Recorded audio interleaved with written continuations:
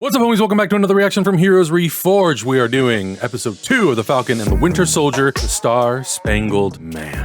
We are just going through so much stuff right now. We've been doing Zack Snyder's Justice League. We did the first 3 episodes of Invincible. We're doing Superman and Lois. We're doing Falcon and the Winter Soldier. You should definitely go over to our Patreon, patreon.com/heroesreforged, and check out all of the uncut stuff on there. There's a lot. Last week's episode ended up with us meeting John Walker, U.S. agent. So I'm hoping that we get to learn a little bit more about him in this episode. It was a really solid start to this show. I want to remind everybody that I had a chance to talk to the director and writer Malcolm Spellman, head writer of the show, and Malcolm said that episode 2, if you're a big comic book person, is going to be the one where you're going to see it and you're going to go, oh, okay, this is where they're going. This is where they're going with it. So, a lot to look forward to. Yeah. Shall we? On go. 3, 2, 1, go. In Civil War, there's the moment where I think Tony has Winter Soldier in a headlock, and he's like, do you even remember any of your victims? He's like, I remember every single one of them. I remember all of them. No gracias. You're a fraud. You wear that shield of lies. You smell like beef. Listen, this suit comes with expectations, brother. You can't just punch your way out of problems anymore. Kind of guy that punches his way out of problems. Okay. I mean, I guess so did Steve Rogers in a way. Interesting how we're seeing the pressures of this with this character. Time to go to work.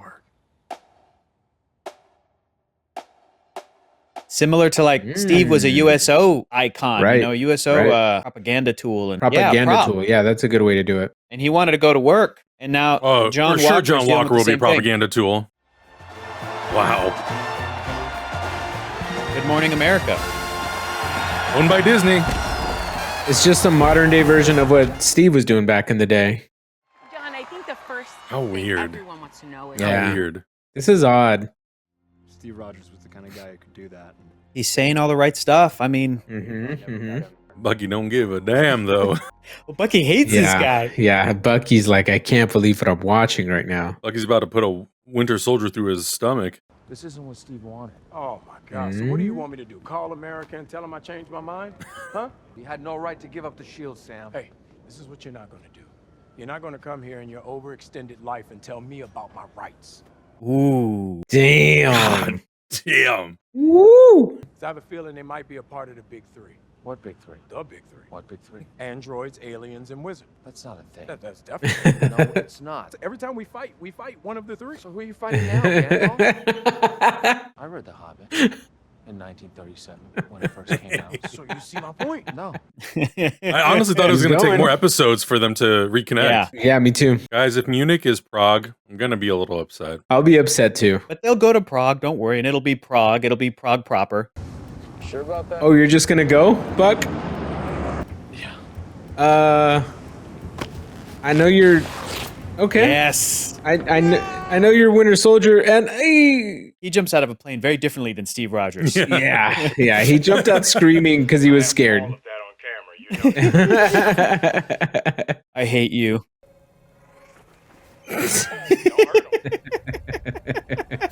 Fly swatting with Bucky Barnes. That's hilarious. He's the Winter Soldier, but he couldn't grab that little bird. Look at you. All stealthy.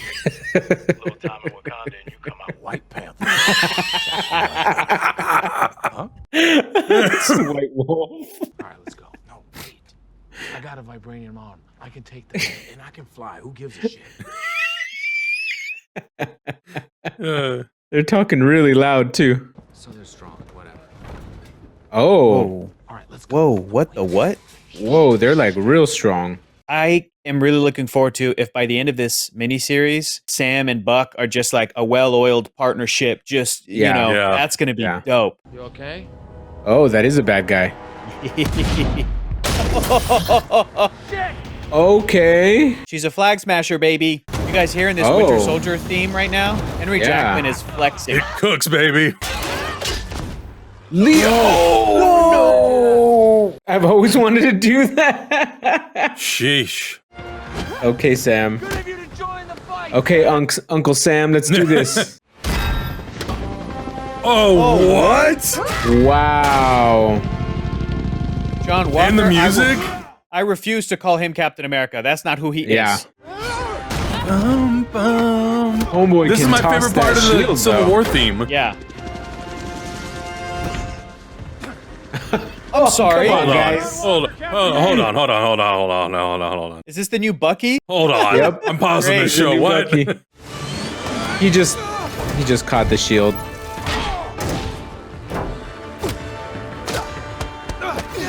Man, I can't wait to get this soundtrack. Sam is so good at flying. He's so maneuverable. Yeah. It's a great shot from his pack, too. Bro, there he Haven't is. used a gun in a long time. Never. He used a machine gun in Avengers, but Oh, that's right. And he prior used to one that, in the not since World War II. shots. How'd you track them here? The Flag Smashers. Ah, no, we didn't track them. We tracked you through Red Wing. You hacked my tech? It's not exactly hacking. Remember the last episode? And he was saying that every time they mess with it, there's something wrong with it. Mm-hmm. Oh. Who are you? Lamar Hoskins. Look, I see a guy hanging out of a helicopter in tactical gear. I need a lot more than Lamar Hoskins. Battlestar. John Spartan. Battlestar. Battlestar. Stop the car! I've had enough of this shit. There's like a part of me that's trying to be very empathetic to John Walker, Yeah. but I don't know like what side of the line in the sand he'll be on. Right, Right. exactly. I don't know Well, we enough know- about him to trust him at this point. Yeah. What we know for the comic book version of the character is that he is much more of a dick. He is much more of, he has been an enemy and an enemy, an antagonist. He's been a threat, but he also has been an ally. And in the show, I have heard from the head writer, Malcolm Spellman, he said that they did have to change the character from the comics a little bit because the character in the comics, as he is, he could not have been just given the shield and been Captain America. It would not have been appropriate. Yeah. So I think Yeah. that means to say he might be a good guy, but he is Not Captain America. misguided. Right, Or misguided. I'm sorry, what? What? Zemo? Has your name written Yeah. Ooh. Does Zemo want the super soldier serum? Ooh. Okay, now we're cooking. There is someone that you should meet. Oh no, what is this about? Uh-oh. Okay, Is we're this the diverting the thing? flight plan. Is this the thing from the Fantastic Four? Yeah, I don't think we're meeting I'm the like, thing. who else is in the who else was in the cast? Oh no, my daddy told me it's Black Falcon. Is it because I'm black and I'm young? Well, technically, I mean, yes. So are you like black kid? Got him. I love Anthony Mackie. Yeah, it's he's great. so charismatic. He just oozes charisma, man. It's so fun to Mhm. watch him. Who are I we? don't know. gonna We're in meet? Baltimore, Maryland. Wait a minute. Isaiah. Oh my Isaiah? God. Isaiah. And that's Eli. Look, we These are the Bradleys. This is amazing. Hear what I just said. And Bucky knows them. Bucky knows who this is. Guy from the bar in Goyang. Wow. You guys aren't ready. This is going to be awesome. Hector, you son of a bitch. Speak. This is one of the best things about Marvel Comics history. This is one of the best things about Marvel Comics in the universe. Isaiah Bradley. Isaiah. Look at you. Carl Lumley. He's the voice of Martian Manhunter in Justice League and Justice League Unlimited. You think you can wake up one day and decide who you want to be? It doesn't work like that. Maybe it does for folks like you. Whoa. White folks. Isaiah, the reason we're here is because there's more of you and me out there, You and me. and we need to know how. I'm not going to talk about it anymore. Still got it. That's awesome. Damn, look at this man's physique. You know what He they is did yoked. to me for being a hero? What they did to They him. put my ass in jail. Mhm. People running tests, taking my blood, coming into my cell. For 30 years. Even your people weren't done with me. Oof. Eli is his grandson. And Isaiah, Sam, Why didn't you tell me about Isaiah? tough. How could nobody bring him up? Yeah. Yeah. There's a reason. Sam, what do you Yeah. think? I asked you a question, Bucky. I know. Steve didn't know about him? He didn't. I didn't tell him. So you're Steve telling didn't me know. that there was a black super soldier decades ago and nobody knew about it? How is that surprising? Yep. This is the United States of America. Yep. What's up, man? Is there a problem here? No, we're just talking. We're fine. Can I see your ID? Oh, boy. Baltimore. God. Baltimore. Sir, just calm down. I am calm. What do you want? I'm just standing here Just talking. give him your ID. No, so I'm we not get giving the him hell out of here. shit. We're just talking. Hey, look, is this guy No, bothering he's you? Oh not my bothering God. you. Oh You know my this is. God. Now, see, Sam's pissed that Bucky brought that up. Yep. Because Sam should be able to, just as a man, walk Be able to walk in down this the country street. and talk to somebody. Yep. But the fact that Bucky said, "Do you know who these guys are?" That pissed Sam off. There's a lot of emotions right now, man. This is Yeah.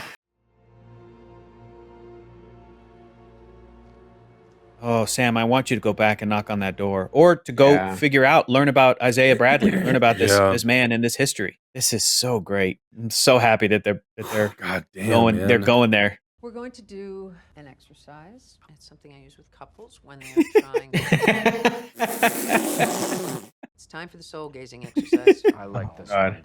Thank you for I love this. Oh, I mean, No, man, turn this around. is right up there. This is like an episode of Lethal Weapon or something. All right, get close. Well, which way you Why want do to you go? have to have your Right or legs left? up? You know what? Fine, here. Oh, you happy now? It's a little close. Very close. Why does Sam aggravate you? And don't say something childish. Be honest. Give us a real reason. Why does he aggravate? Captain America. Why'd you give up that shield? There you go. Why are you making such a big deal out of something that has nothing to And do it does with have something to do with it. You were right there when he handed that shield. That shield, that is everything he stood for. That is his legacy. He gave you that shield and you threw it away like it was nothing. So maybe he was wrong about you. And if he was wrong about you, then he was wrong about me. Whoa. Ooh. Whoa. Damn. Bucky's invested in Sam being a hero because he's invested in himself. That was awesome. I get emotional. Maybe this is something you or Steve will never understand. Pay attention, Bucky. But can you accept that I did what I thought was right? He's not Steve Rogers. I think Bucky opened up, but I don't think Sam quite did yet. Sam still, he's not ready to open up. What was rule number 2 again? Don't hurt anyone. Goodbye, Doc. I love this dynamic. Man, that was great. I hate this guy. I hate the smug look on his face. The fact that he was playing with a police siren is very purposeful. We're free agents. We're more flexible. We're the So it makes Avengers. sense for us to work with you. A word of advice then. Stay the hell out of my way. Oh, There I'm it is. sorry, Walker. There it is. There it is. You're a bad guy now. You're a bad guy now. Bye. I was starting. That ain't very just when I was cat-like starting. of you. Just when I was starting to like this guy. Bratislava. We've been there. Slovakia. We had a amazing meal in Bratislava. And then a very long train ride back to Prague. Oh God, I'm sorry, guys. I still want to apologize about that train ride. It's fine. It's fine. Oh, what's this guy gonna do? What's he gonna do? Sacrifice himself? Oh man, really believes in the cause. This sucks. Yeah. Is this guy really gonna flex his powers though? Like he's really gonna just go full force at it, Yeah. or like self-destruct or There something? you go.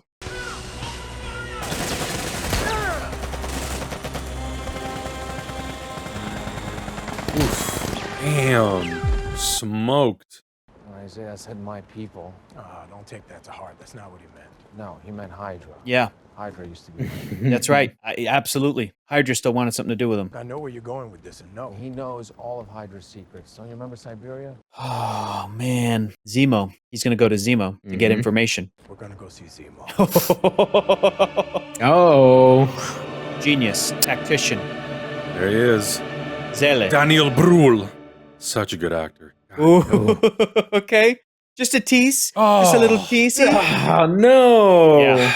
Yeah. Again, it kind of feels a little bit of like a continuation in some ways of Civil War. Yeah. Yeah, We absolutely. bring back a lot of characters from that movie. And it also had Civil War had a certain feel, like it had a certain atmosphere to it of like tension and edginess. Yeah. Yeah. And as much as this is fun in between Bucky and Sam, the tension with the racially charged scenes is just it's palpable. Like it's rough, it's hard to watch. Yeah. But it's unfortunate that it's super real. We had a bunch of comments in the last video where they're like, "Whoa, can a guy just be a guy?" Blah blah blah. It's like, no. You're missing the point of this whole show. The whole of the show. Yeah. The point of the show is about race and identity and how it plays into legacy. into your life. Yeah. Legacy. And- it goes from The history of the to United present. States. Yes, And specifically and roles. Yeah, the U.S. Uh-huh. Mhm, exactly. Like the fact that, racism has been present from the very beginning of the founding of this nation. So living a life as a white man and as a black man are very different things. and as a Mexican man too, and as a Czech man. Like they're all very different things.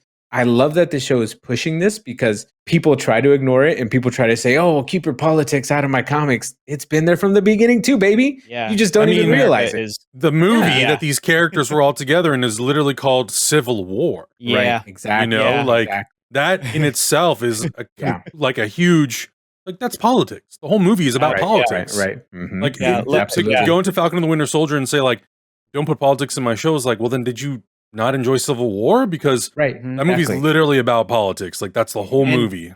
I'm such a comic book fan that I'm so used to hearing those words in relation to Marvel Comics, but it's like, hey, that's a real historical United States event. Yeah. And it was fought over whether or not people could be owned. Like that's literally part of this. Exactly. And what are the Sokovia Accords? That's literally what that's about. So just to fill you guys in a little bit, and for anybody watching who may not be familiar with this comic book, there's a comic book that came out about 20 years ago now in the early 2000s called Truth, Red, White, and Black. And it was a Marvel comic that they put out that revealed that before Steve Rogers was experimented on and became Captain America, they absolutely were trying to perfect the super soldier serum, and the U.S. government experimented on black soldiers. On black soldiers, that's also a real part of U.S. history. That's also a real part of world history, is that black people have been experimented on, scientifically experimented on. It's something that was touched on in Lovecraft Country earlier this year or last year. Last year, 2021. Anyway, the point being is that a whole group of men were experimented on, and they all were horrifically deformed and died, and the only survivor was a character named Isaiah Bradley. He then technically became, in Marvel history, the first Captain America. He was on the battlefield, and he went against everything that program was sort of established for, and he was a hero. And afterwards, what happened is Steve then became Captain America. Isaiah Bradley, because of his super soldier serum and it being imperfect, he had mental issues afterwards, years afterwards, but he became a hero and a legend to the black community in the United States, meaning every major black figure, every major politician and athlete, and everybody in black culture basically knew about Isaiah Bradley, knew him as the first Captain America, went to go meet him. Isaiah, in his later years, had pictures of all of these other figures and stuff. And I forget, I don't think he was in Baltimore. I don't remember. I think he may have been in New York. I forget where in the comic books he sort of retired, but he was an older man and he wasn't kind of all there, I guess. But Steve Rogers, because in the comic books, he didn't die or retire the way that he did in the MCU. He found this out and was so infuriated about this and that it was kept from him, this history, that he went and sought out Isaiah Bradley, met him, and was like, "It's an honor to meet you," you know, and then they became friends. Cut to when you get to the Young Avengers comic book, there's a young black kid who is dressed up kind of like a Captain America motif. He's running around, and you learn that that's Eli Bradley. He's the grandson of this character. So does he have a super soldier serum in him? We're going to find out. But Isaiah Bradley is a wonderful piece of the Marvel lore. And I am so blown away that the show is going to go there.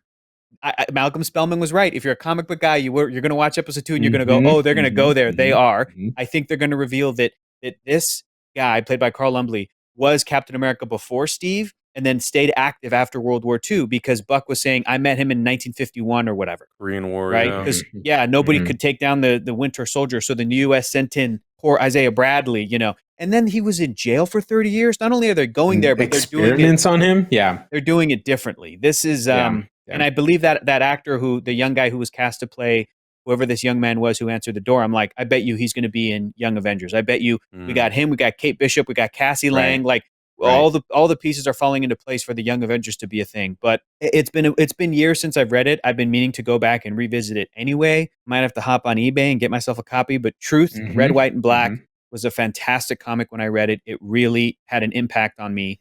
And I feel like now is more than ever, now is the appropriate time for Marvel storytelling, for the MCU to like do that. Now more than ever. I love that Marvel is doing it. The biggest franchise on the planet right now is drawing attention to these issues and making it seem like it's as important as everybody thinks it should be. Like we know that we are striving for equality and for everybody to be treated the same way, but unfortunately that's not the society that we live in.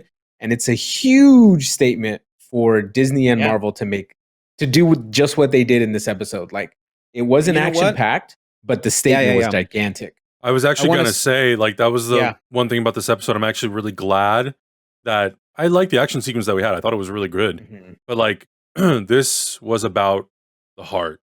This was about the heart. And this was about really, like, opening up the book. Because I think the first episode did all that. It set the expectation for action and all that stuff. This episode very much set the precedent for the themes and what we're... The story... the type of story we're gonna really go through in this show. I think it's gonna be super important. Those two moments that really hit me were when they went to go see Isaiah and he has tears in his eyes and he's like, "Do you know what they did for my service? Is they put me in jail for 30." I was like, "Oh my God, he's such an amazing actor, Carl Lumbly." And then the second moment is when Buck said, "And if he was wrong about you, he was wrong about me." And I was not expecting that. Sebastian Stan was selling the shit out of that scene.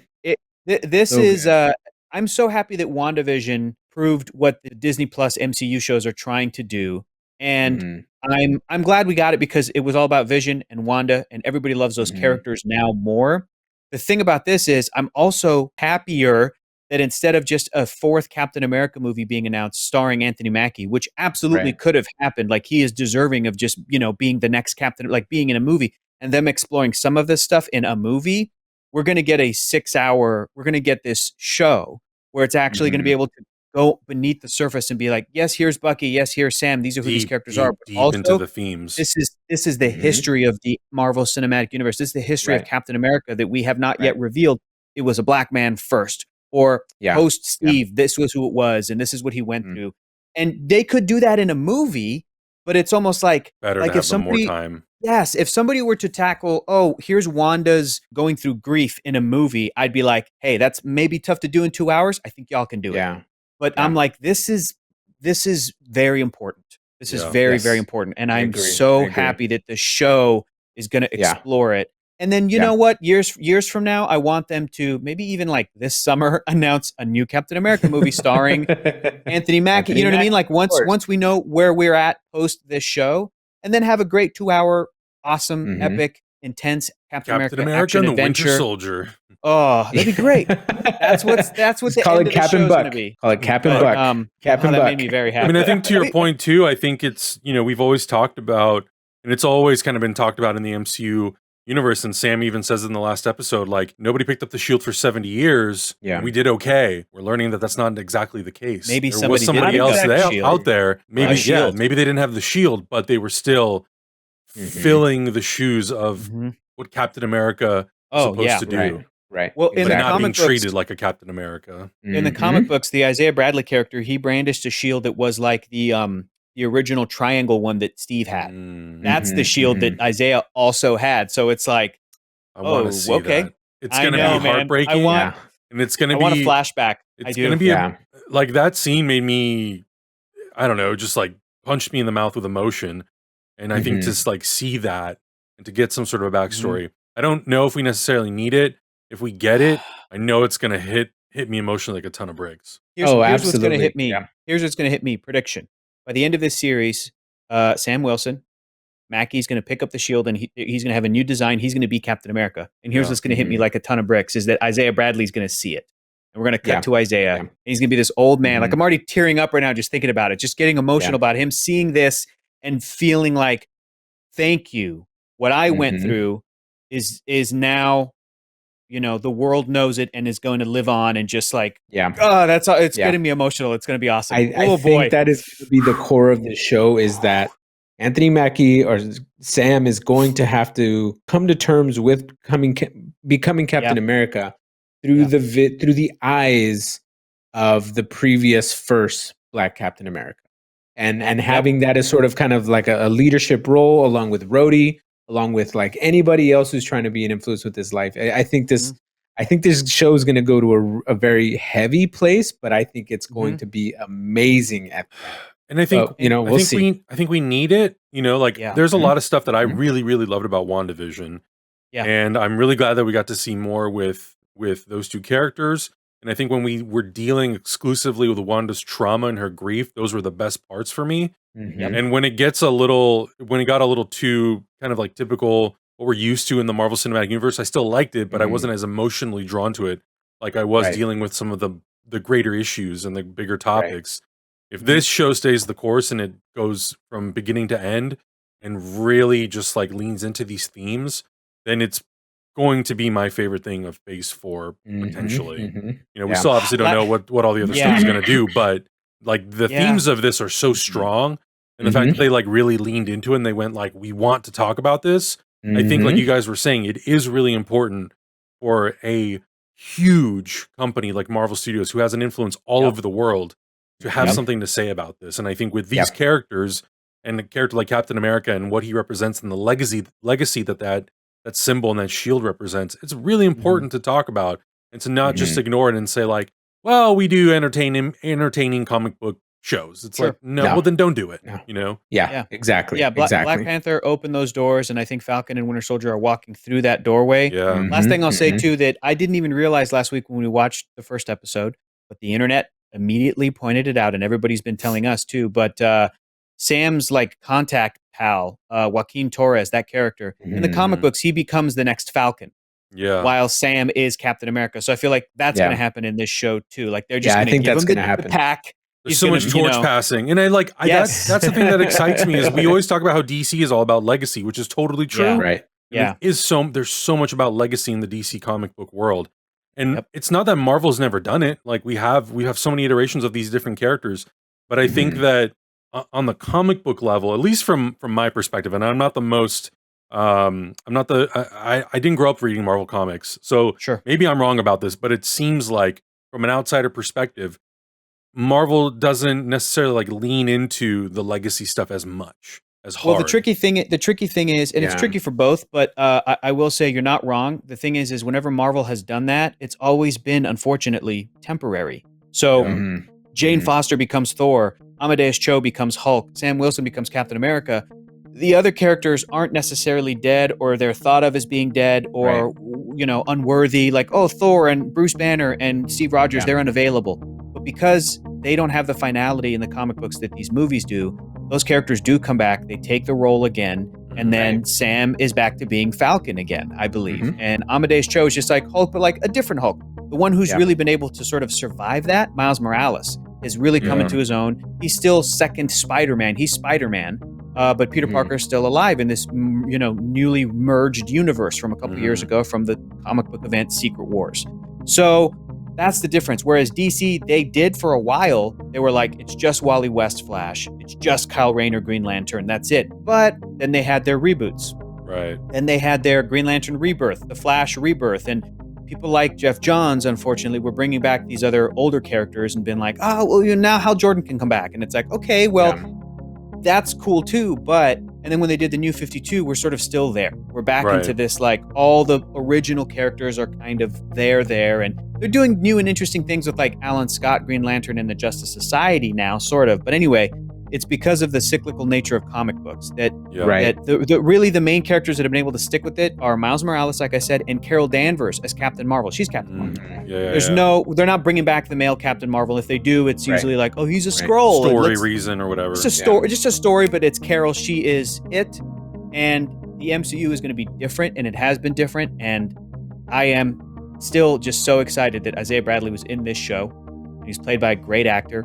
And, can't wait to see now that you explained it, I'm super pumped up to see what happens. Like the theories are just running through my head at this point. As soon as you stopped talking, I was like, no, I need to know. Maybe we might have to, maybe for the channel, we might read Truth, Red, White, and Black. That might be an interesting comic book for us to visit. That might be, that might be something I need to add to my comic book collection back there. For sure. Guys, let us know in the comments below your thoughts on this amazing episode of The Falcon and the Winter Soldier. Have you read this comic book? What are your thoughts on the book? And what are your thoughts on the themes? Are you excited for these? I think it's super cool and super important that a company like Marvel really embraces talking about this sort of stuff, because I think there's a lot of people out there who are going to feel really seen today, which I think is really cool.